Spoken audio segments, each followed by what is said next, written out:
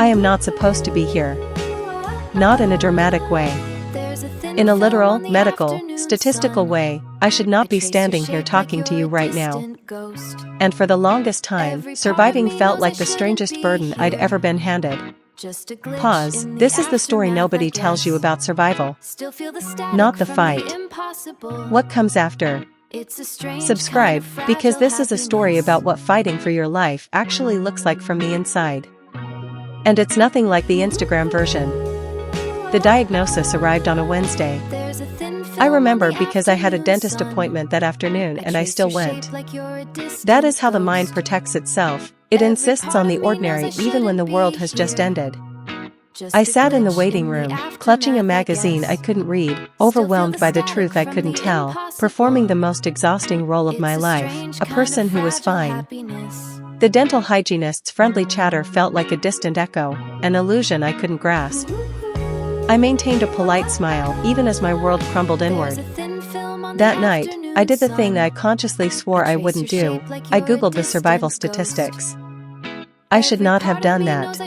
Each figure loomed over me like a heavy shroud, whispering doubt into every corner of my mind.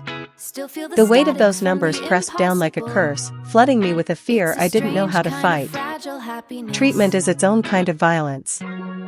You give yourself over to something that makes you sicker in order to make you well. Emaciated and frail, I looked into the mirror and barely recognized the reflection staring back. The woman who once brimmed with confidence was now a shell of uncertainty. You lose your hair, your appetite, your sense of self, your plans, your certainty. But the thing that surprised me most wasn't the physical. It was the identity. Who are you when everything that defined you, your job, your body, your future, becomes suddenly uncertain? Crippled by the question, I felt as though I were veering into a void, grappling with shadows of who I was, who I might become. As treatments ebbed and flowed, the hardest days weren't the ones where I felt terrible. They were the ones where I felt fine but knew it wouldn't last. That looming uncertainty became an unwelcome companion, a reminder that nothing was permanent. On a Thursday, with my pulse echoing in my ears, I chose to ring the bell nestled in the treatment center, a symbolic gesture of triumph that masked more complicated emotions. I posted something on my growing blog, a public declaration of victory, though it came with a tangle of hidden struggles. Here's the thing about facing death that nobody prepares you for: it is clarifying in a way that nothing else is. Every conversation I had became more honest. My relationships sorted themselves into what was real and what was performance. And through that lens of uncertainty, the connection with Jack, my boyfriend, my rock, transformed. Jack, with his warm, reassuring presence, became my anchor. We would lay in bed, surrounded by blankets and memories, and I would marvel at how he managed to pull joy from the mundane.